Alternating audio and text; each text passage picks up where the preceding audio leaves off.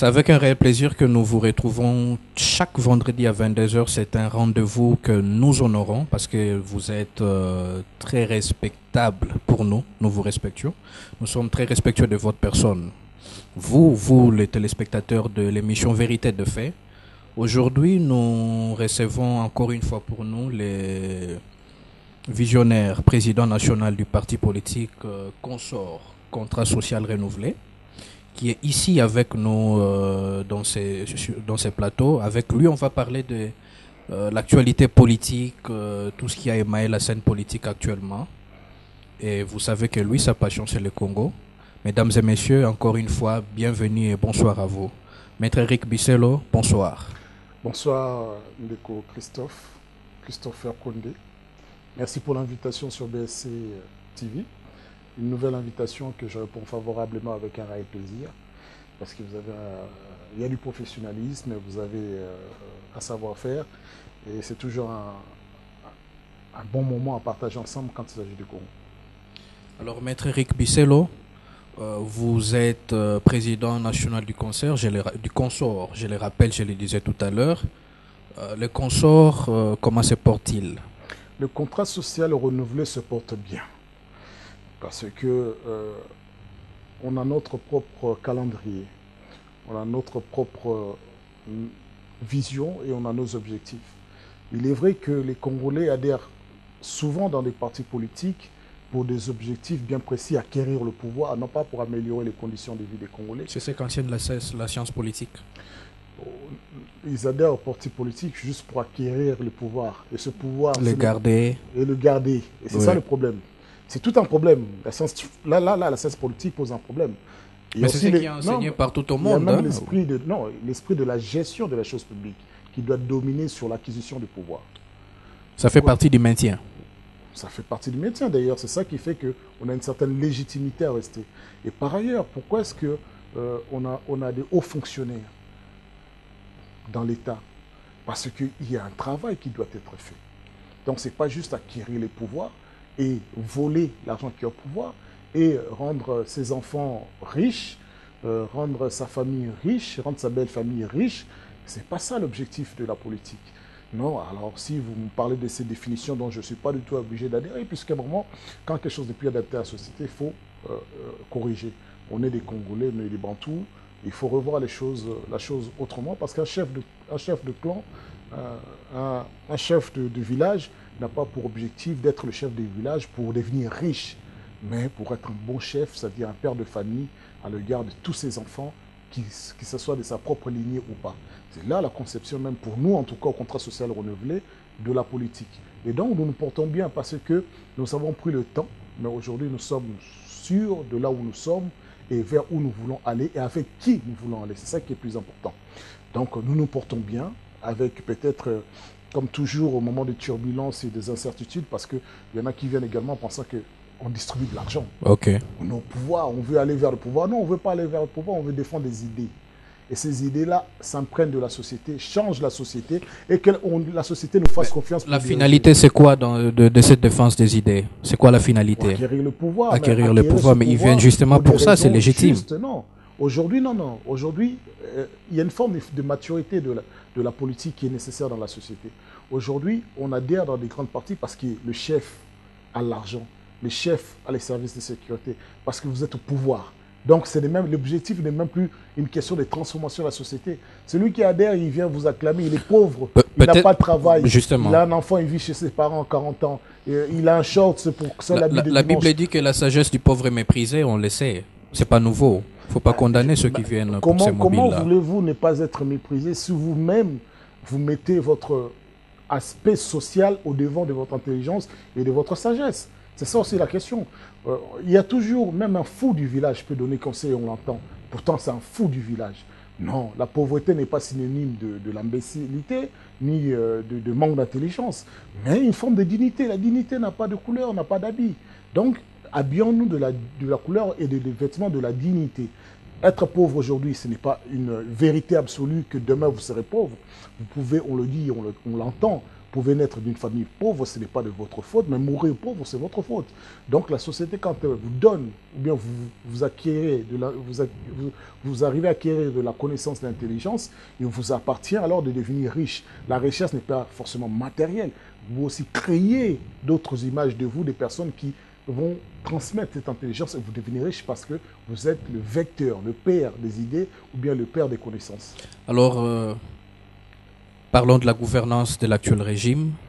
C'est vrai, il y a la flambée de prix d'un côté et de l'autre côté, on a assisté récemment à l'inauguration d'une usine de montage, s'il faut le dire comme ça, il faut le dire comme ça, de véhicules ici à Kinshasa, en République démocratique du Congo. N'est-ce pas un signal fort que nous envoient ces régimes sur la question de la gouvernance?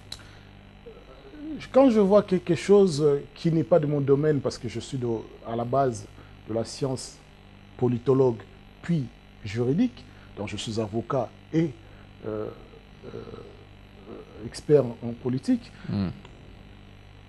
lorsqu'il y a un domaine qui me dépasse, qui est d'ordre économique, ainsi de suite, je me dois d'aller m'informer auprès de ceux qui ont une maîtrise de cette science. J'ai vu quelqu'un qui est cette Koukine, quelqu'un qui est de la place, Kikouni, oui. Kikouni, qui est de la notoriété. Candidat malheureux, oui. Qui à la nous a présidentielle. brossé un tableau de cet investissement. Parce qu'imaginons que l'importateur de ces véhicules qui ne sont pas fabriqués en République démocratique du Congo, à la base, ni même aujourd'hui, mais l'importateur payait des taxes à la douane d'un montant, par exemple, il a dit 500 millions de dollars. En y réfléchissant, il a dit, ah, si j'installe l'usine de montage, parce que là, je fais importer des produits finis à 500 millions de dollars de taxes. Mais lorsque j'installe une usine de montage dans le pays, je ne paye que 125 millions.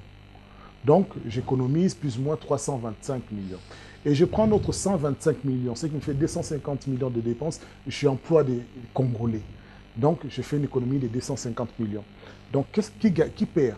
Les 500 millions qui devaient rentrer dans la caisse d'État. Nous nous retrouvons avec 250 millions, dont 125 millions. Et 500 chômeurs de moins. Il faut noter. Non, attendez, quand 500 millions rentrent dans la caisse d'État, l'État peut investir pour créer des entreprises. On sait comment ça finit, ces millions-là qui vont dans les caisses de l'État. Vous savez comment le régime tourne. Donc, ce n'est pas... Bon, ce n'est pas un fait nouveau avec ces régimes. On en parle depuis. C'est ça le problème. C'est cela que nous voulons carrément changer la donne. Nous n'avons plus besoin de prendre comme exemple le régime passé ou le régime actuel, puisque tous les deux ont failli. Nous, ce n'est pas ce qui nous préoccupe. Mais à votre question sur cette usine de montage, moi, je me félicite quand j'ai 50 Congolais, 100 Congolais, 500 Congolais qui ont du travail. J'espère juste que l'État va veiller à ce que ce travail-là perdure, que ces gens-là soient réellement payés à un salaire décent et qu'ils aient des sécurités sociales et qu'ils ne soient pas traités comme des esclaves modernes et que finalement, qu'il y ait de véhicules de transport en nombre suffisant de Kinshasa. C'est ça l'objectif. Et là, il faut se féliciter. Ça ne m'intéresse pas de critiquer. Je ne vois pas un tableau tout noir ni tout blanc. Lorsque quelque chose est bon, il faut le dire. Mais cependant, on ne peut pas passer n'importe quel accord sous prétexte de donner un embellissement économique en disant que, vous voyez, avant les élections, j'ai créé 500 emplois. Ce n'est pas ça l'objectif. L'objectif ici est carrément de bouleverser la norme économique et de créer des entrées et des sorties susceptibles d'aider les Congolais et créer réellement des emplois.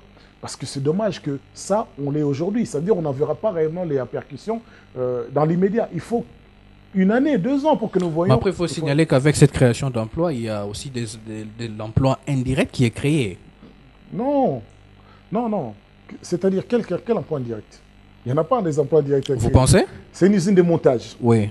Il n'y a rien qui est fabriqué ici à Kinshasa. Rien. Une usine de montage qui va employer 500 Congolais. Allez-y. Avec des problèmes de courant récurrents dont nous avons à Kinshasa. Ils y ont pensé. C'est une entreprise. Il y a un business plan qui a été fait. Tout ça. Je suis extraordinairement mal à l'aise quand vous me dites ça. Parce que ça veut dire que si l'entreprise pense à des problèmes de courant et que les autorités de la ville ne passent pas aux problèmes de courant de ce que les Congolais vivent au quotidien, c'est que nous avons des autorités incompétentes.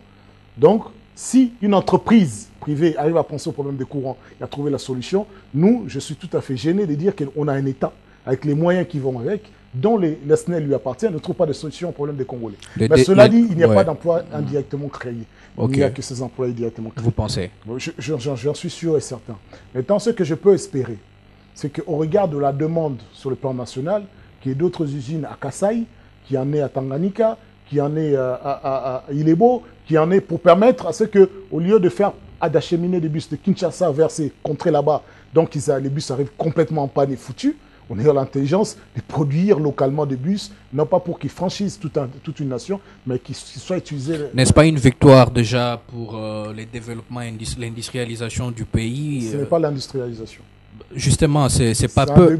On a applaudi ça au Rwanda. Pourquoi n'applaudissons-nous pas ça ici en RDC? Parce que nous n'avons pas le même potentiel que le Rwanda. C'est-à-dire que le Rwanda n'a rien. Le Rwanda n'a pas les minerais que nous avons. Le Rwanda n'a pas le sol que nous avons. Le Rwanda n'a pas l'espace que nous avons. Nous avons tous les matériaux stratégiques. Nous avons des hommes, nous avons des ingénieurs, nous avons des personnes intelligentes. Donc nous avons le personnel, nous avons 100 millions de Congolais. Mais attendez, ne nous comparez pas avec un petit village que vous appelez le Rwanda. C'est même pas Kinshasa. Donc hors propos. Donc c'est normal que nous soyons exigeants envers ceux qui sont à la tête de l'État. Cette exigence impose à plus forte raison de négliger ce qui vient de se passer. Parce que si vous en faites une vitrine, je vais vous poser la question, en 4 ans, en 5 ans, c'est ça que vous nous donnez? Sur 11 millions d'habitants qui Il n'y a pas eu que ça. Il n'y a pas eu que ça. Je ne suis pas du régime. Je ne suis pas mieux placé. Je suis journaliste, moi. Bravo, vous êtes libre. Moi, je respecte les gens qui ont une conviction. C'est votre livre à vous. Moi, je suis journaliste. Peut-être que quelqu'un d'autre du régime pourrait vous les étayer, mais vous avez des yeux pour voir. Mais vous, en tant que journaliste, dont vous faites l'expertise et notamment l'investigation, est-ce que vous avez un autre exemple à me donner dans le même type? Non. C'est-à-dire que c'est moi qui pose des questions, je ne réponds pas ici. D'accord. C'est-à-dire que, oui, c'est bien, je connais ces langages politiques.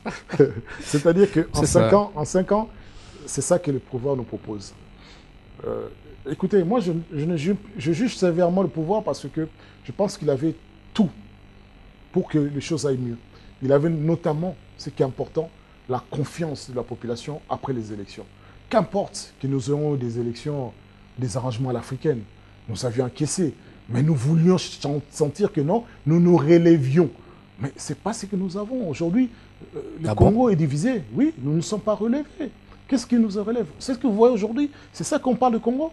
De cette oppression à l'égard des opposants, de ces querelles intestines, de ces différends entre les individus, des arrestations des députés nationaux. Vous pensez que les opposants sont oppressés? Oui, il y a une oppression, certainement. Les arrestations des députés nationaux, ils s'étaient frappés sur... Est-ce que vous savez ce que prévoit notre code pénal en matière de répression?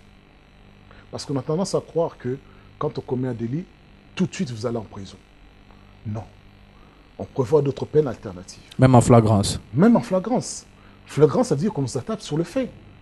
C'est ça que ça veut dire. Mais rien n'empêche que le jugement vous dit, voilà, vous avez des sursis. C'est une peine sursis. Vous avez des mesures de surveillance, rester à domicile. Ce sont des mesures. Au pénal, ça repose essentiellement sur la conviction du juge, bien qu'il y a la loi. Et si les juges a trouvé bon d'envoyer une telle personne en prison, pourquoi vous trouvez mal? C'est bizarre que le juge trouve toujours bon quand il s'agit des opposants de plus les envoyer en prison que réellement. Parce que l'objectif de la sanction pénale, attendez. Fortina Bisselele. L'objectif de la sanction. Arrêtez, c'est une distraction. Je vous parle des gens du régime, des hommes forts du régime d'ailleurs. Oui, c'est des règlements internes du régime, cela ne nous concerne pas. Ça ne concerne même pas les Congolais de ce dont vous me parlez. Mais ce qui concerne les Congolais, c'est les arrestations des opposants. Oui, parce que c'est une liberté contre les opinions. Contre des opinions inverses, qui ne pensent pas comme vous. Et c'est ça qui est plus dangereux. On devient intouchable quand on devient opposant, on dirait. Pas une chose pareille. Ah non, moi, un opposant qui déborde, il déborde. Prenons le cas concret de Mike Mkebai et de Safo. Il y a eu certainement un débordement dans les propos. Mais de là en faire une affaire d'État de la sorte, excusez-moi, j'en ai entendu pire de ceux qui étaient au pouvoir, mais qui n'ont jamais rien eu. Qui en a fait une affaire d'État? Attendez. Oui. Ça a occupé l'actualité pendant des semaines. Ce sont les internautes, ce n'est pas les officiels.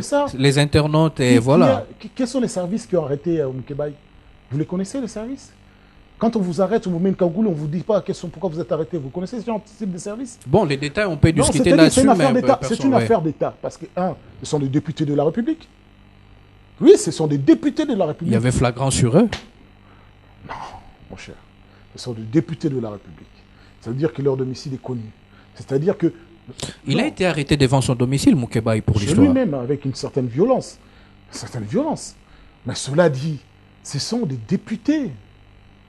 Ce sont des députés. Il faudra arrêter de se cacher derrière la flagrance à un moment. C'est pour ça que je dis c'est facile la case prison quand on pense différemment, qu'au lieu de trouver des solutions alternatives pour rassembler les Congolais. Mais la case prison, c'est pour tout le monde. Il y a Non, ce n'est pas Longondo, Bisselele. Il y en a plein du régime. Quand on est pauvre. La case prison dans le Congo, c'est systématique quand on n'a pas l'argent versé.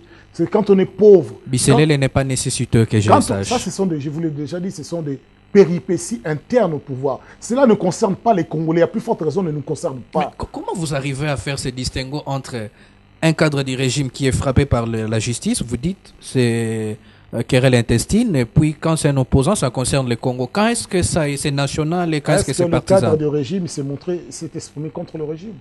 Non. Est-ce que les faits pour lesquels il a été arrêté sont à ce jour prouvés? Ce sont des infractions du droit commun. Est-ce qu'ils sont prouvés? Que ce soit pour l'opposition. Sont avérés. Donc, c'est-à-dire nous ne sommes pas dans les secrets des dieux, mais on constate que la justice non, ne peut pas... Je ne peux constater que quand un jugement met un terme à une instruction, là, je dis qu'il est coupable. Mais à ce jour, ils sont présumés innocents. Donc, ils peuvent se faire arrêter comme d'autres sont fait arrêter pour... Quand on est mappé, c'est qu'il y a de fortes présomptions de culpabilité. Nous en avons vu, hein, mais qui sont sortis et qui ont été innocentés. C'est le travail de la justice. Non, j'ai pas... Ah, d'accord. Là, on a vu des ministres mappés, ressortir, innocentés. Donc, il n'y a pas de forte présomption. Ça vient contredire ce que vous dites. C'est le droit. Cela dit, je vais vous dire une chose. Vous voyez, les problèmes au Congo, c'est qu'on va poser un diagnostic concret. Allez-y. Je crois que notre société est malade.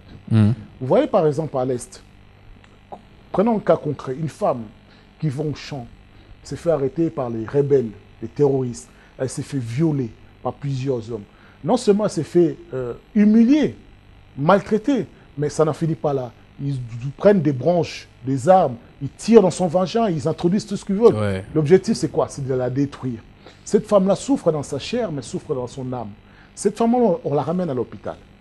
Elle s'est fait traiter. La douleur diminue. Elle s'est rétablie. Elle a souffert dans sa chair. Elle dit non, c'est bon, je ne veux plus souffrir comme ça. Elle retourne dans son village. Son mari lui dit, mais moi, je ne peux pas te toucher. D'autres hommes t'ont touché. Elle est sale. Le village dit, ah, nous, on ne peut pas. Tu es une femme violée, tu représentes un malheur. Elle est rejetée. Ces deux blessures, physiques et psychologiques, fait de vous quelqu'un de automatiquement antipathique. Si vous n'êtes pas forte, vous allez dire, mais moi, je ne dois rien à ce village. Moi, je n'ai rien demandé à ces rebelles. Je n'ai pas demandé d'être violé. C'est moi qui ai failli mourir. Et vous me rejetez. Moi, je ne vous dois rien. Je fais ce que je veux de ma vie finalement. Si je dois continuer à faire le mal, je vais faire le mal. Mais ces femmes-là, entre les mains des personnes qui savent les soigner, elles se reconstituent. Elles disent non, finalement, qu'est-ce que vous voulez faire? Après avoir guéri les blessures physiques, on doit guérir la blessure morale. Et on voit que la personne donne ce qu'elle est meilleure d'elle-même. Dit non, finalement, on m'a ouvert les mains. On m'a ouvert le cœur, on m'a guéri. Mon espoir, c'est que mes enfants ne subissent pas. Mon espoir, je guérisse aussi d'autres femmes. Vous voyez, c'est ça. C'est-à-dire que nous, vous, est-ce que vous vous sentez redevable envers l'État, comme vous êtes là? Vous avez fait des longues études. Vous avez pensé que non, en finissant vos études, vous allez vous marier, avoir une maison, vivre heureux. Mais là, vous êtes en train de patauger. Vous n'avez pas un métier stable, vous n'avez pas un salaire conséquent. Vous vous sentez redevable envers l'État? Non, vous êtes blessé comme cette femme quand le village le rejette. Maintenant, vous avez l'opportunité aujourd'hui d'avoir un travail. Qu'est-ce que vous allez arriver quand vous allez devenir ministre, ainsi de suite? Vous enrichir d'abord. Moi, j'ai été rejeté. Aujourd'hui, j'ai sué pour en arriver là, parce qu'on m'a pistonné, on m'a placé. Je ne dois qu'à mon piston, à la personne qui m'a pistonné. Non, mais déjà, moi, je me sens redevable envers l'État pour revenir à ça. Je paye ma taxe, je paye, voilà, tout ça. Non. Mais justement, c'est aussi ça la redevabilité. Non. C'est pas une obligation, c'est un devoir civique. C'est un devoir. Quand vous payez vos taxes, c'est un devoir, ce n'est pas un choix. Non, moi, je parle de reconnaissance. C'est-à-dire de l'amour, c'est d'abord un sentiment. L'amour pour la patrie, j'en dispose en tout cas un grand stock. Christopher, je ne vous parle pas de prendre ça, de ne pas aimer le Congo. La question n'est pas, je parle de la société. La redevabilité, je comprends tout à fait. C'est-à-dire qu'il y a un moment, et je ne parle même pas de vous, je parle de ceux qui arrivent au pouvoir. Je comprends tout à fait. Ils se précipitent pour voler d'abord, parce qu'ils se sont dit, j'ai tellement sué pendant 30 ans dans l'opposition. Mais après, je me dis que vous n'êtes pas différent de ces gens-là, puisque vous aussi, en étant dans l'opposition, peut-être que vous suez, et puis vous allez vous consoler une fois au pouvoir. Christopher, depuis que nous nous connaissions, vous m'avez vu suer? Et puis, est-ce que quand nous sommes... Vous n'êtes pas les seuls opposants que je connais. Oui, mais est-ce que quand je suis arrivé, j'étais un mendiant? Moi, est-ce que j'ai fait des grandes études? Je suis quelqu'un d'intelligent, accepté. Je sais comment gagner ma vie. Nous nous connaissions. Est-ce que vous m'avez entendu suer? Vous m'avez sué ou bien m'entendu? Oui, j'ai le droit de taper sur la table. Et nous venons de discuter. Je vous dis, moi, mon combat, c'est un devoir pour que dans ce pays, nos enfants ne soient pas forcément des politiciens pour s'en sortir.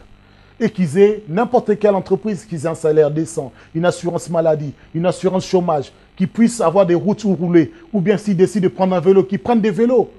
Mais nous avons le droit de vivre heureux dans une nation qui est prospère, riche. C'est quoi l'alternative pour ça? Oui, mais l'alternative, ce sont des acteurs qui posent problème. Et d'où on arrive à... Là, c'est trop individualiser les choses. Excusez-moi, mais j'ai longtemps entendu le chef d'État actuel dire le problème de la République démocratique du Congo, c'est Kabila. C'est en ça que je voulais en venir. Et j'ai longtemps entendu, à travers vous tous, même à travers de ta bouche, que c'est par la tête que le poisson pourrit. Et que si la tête ne se comporte pas bien, tout le reste tombe à l'eau. Mais la tête qui est aujourd'hui, c'est celle qui est à l'opposition. Pourquoi est-ce que ça ne change pas? Donc, vous voyez bien, c'est le même oiseau, le même plumage. Donc, ce qui pose le problème, c'est le problème des hommes, réellement. Parce qu'un homme qui aurait dit, c'est indécent dans ce pays de gagner 2 millions de dollars, 2 millions de dollars par mois, alors que nous sommes un pays mendiant, où nous voyons la France venir nous dire, d'ailleurs, nous, avec la coopération franco-congolaise, nous vous donnons autant. La Belgique arrive, d'ailleurs, pour permettre à vos entrepreneurs de se retrouver, nous vous donnons autant. D'ailleurs, la MONUSCO, elle arrive, l'UNESCO, toutes les organisations des mendiants sont ici dans ce pays riche. Nous sommes un pays des mendiants. Mais quelle indécence de voir que le budget de l'État passe entre les mains de quelques politiciens qui deviennent millionnaires en moins d'une année, millionnaires.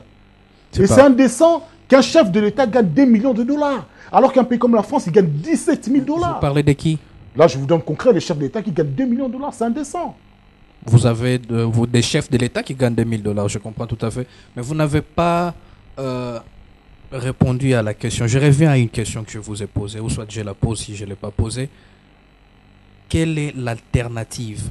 Est-ce changer d'homme nécessairement, ou soit il faudrait, je ne sais pas moi, trouver une autre alternative, parce que les régimes actuels à tenir ce discours, ils sont là, on voit on entend ce que vous dites, votre constat du moins.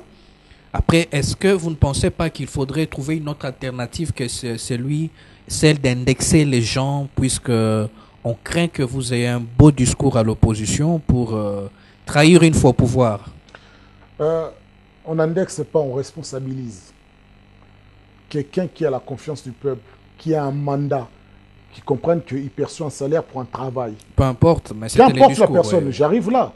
Donc c'est-à-dire que nous, quand on dénonce, on n'indexe pas, on responsabilise. Ils ont un devoir de redevabilité. Nous ne sommes pas leurs serviteurs, c'est eux qui doivent servir la société. C'est eux qui doivent servir les Congolais. Et c'est pour cela que nous arrivons même à un problème d'hommes. Je vous donne un exemple concret. Pourquoi est-ce qu'aujourd'hui le contrat social est renouvelé? Et ACER, et notamment ACRN, où nous sommes en alliance, nous décidons de dire non, nous voulons par exemple Denis Mukwege comme président de la République. Pourquoi? Parce que nous voulons changer de paradigme. Nous voulons que dans C'est un médecin, lui, vous pensez qu'il fera mieux? On y viendra, on y arrivera. Allez-y, continuez sur votre élan. Je vais répondre d'abord à cette question. Continuez dans votre élan. D'accord. Pourquoi est-ce que nous préférons Dr Mukwege? Parce que nous voulons changer de paradigme. Quelqu'un qui a travaillé. Il a été à l'école primaire comme tout le monde. Il a été au collège, il a été au lycée, il a été à l'UNIKIN, il a travaillé. On a eu des professeurs dans ce pays. Attendez. Continuez, maître. Mais je ne vois pas trop le rapport. Continuez. Tous les professeurs ne sont pas aspirés à des Continuez. Cette personne arrive à faire des formations dans des grands pays industrialisés. On lui donne le poste, il refuse, il préfère rentrer dans son pays, dans son village, pour soigner les personnes que l'État n'arrive pas à protéger. Sans que l'État lui porte secours. Cette personne est respectée dans le monde entier. Cette personne aujourd'hui n'a besoin de rien. Il a gagné des millions. Et vous savez, c'est ce qu'il fait de ces millions. Lorsque ces femmes sont violées, massacrées, l'exemple que je vous ai donné, il les soigne d'abord dans leur corps et il les soigne dans leur âme. C'est-à-dire qu'il les met dans un environnement de confiance avec des suivis psychologiques. Il leur donne des fonds pour qu'ils redémarrent dans la vie, pas pour qu'ils payent de l'argent, mais pour qu'ils redémarrent dans la vie. Quand tu vois le sourire en cette femme, et moi je vois, ça veut dire que quelqu'un qui voit le sourire chez un Congolais qui est désespéré, c'est ça son gagne-pain. Et là, je dois dire, mais C'est ça qu'il nous faut comme président. Parce que c'est lui qui se préoccupera de devenir riche, puisque la richesse, il a déjà. Qu'est-ce qu'il a d'autre? Il est protégé aujourd'hui par la MONUSCO. Mais lorsque nous lui demandons, nous nous supplions de prendre ses responsabilités, c'est que nous espérons qu'il y répondra favorablement, parce que c'est un souhait des Congolais. Vous avez dit sur le fait qu'il était médecin, c'est là, je vous dis, un médecin fera mieux. Le chef d'État actuel, il était qui?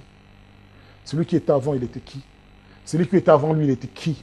Comparé à Denis Mukwege. Ce n'est pas simplement un médecin, c'est un docteur, c'est un professeur, c'est quelqu'un qui est respecté dans le monde entier. Vous pouvez dire ce que vous voulez, cela n'enlève pas une virgule de ce qu'il est réellement et de l'image qu'il renvoie sur toute la nation. C'est la seule image positive que le monde... Est-ce que lui-même, il est consentant avec tout ça, avec toute cette campagne autour de son nom, ou soit c'est vous qui lui forcez la main?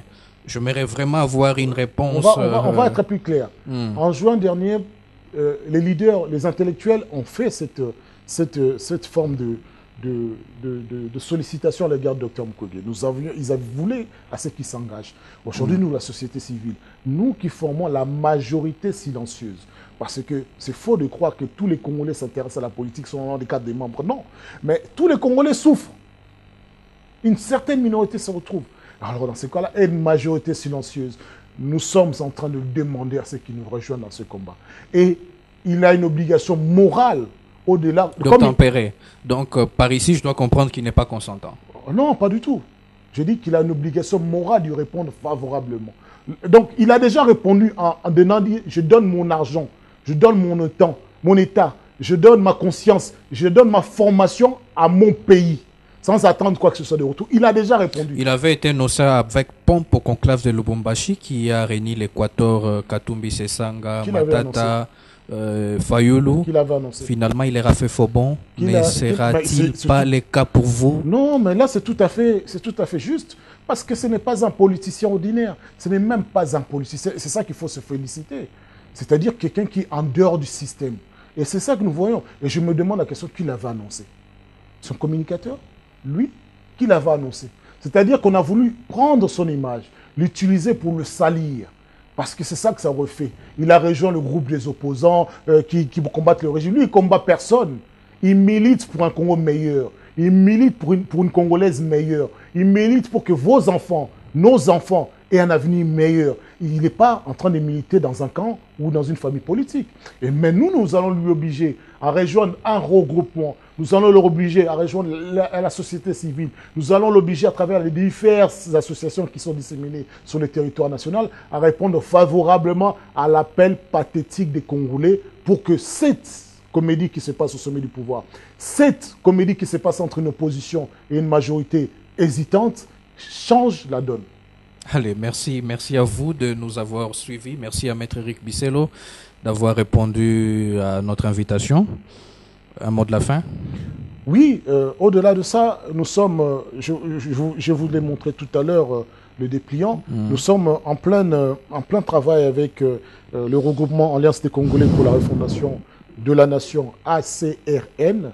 Nous sommes également en partenariat privilégié avec ACER, donc ACERC, Alliance des Congolais donc pour l'émergence. Donc l'objectif ici, c'est quoi? C'est que contrat social pour le renouveau, c'est une idée. Et cette idée-là, on ne veut pas être noyé quelque part pour qu'on nous impose une vision. On a une vision, on sait c'est ce qui est bien pour nous les Congolais. Nous qui sommes pauvres, nous qui travaillons difficilement, qui militons, qui voulons juste vivre dignement dans notre propre pays. Et donc nous n'avons pas besoin de quelqu'un qui viendrait nous donner l'argent pour nous manipuler. Et donc c'est pour ça que nous nous regroupons avec nos moyens pour que la donne change. Et je sais qu'à un moment ou un autre, en tant que Congolais, vous allez nous rejoindre pour que ce pays soit à sa place. Allez, merci à vous d'avoir été de nôtres. Merci à vous de nous avoir suivis. Prenez rendez-vous avec nous les dimanches à 17h15 pour la rediffusion et la semaine prochaine, on va se retrouver à la même heure. Bonne suite des programmes sur vous.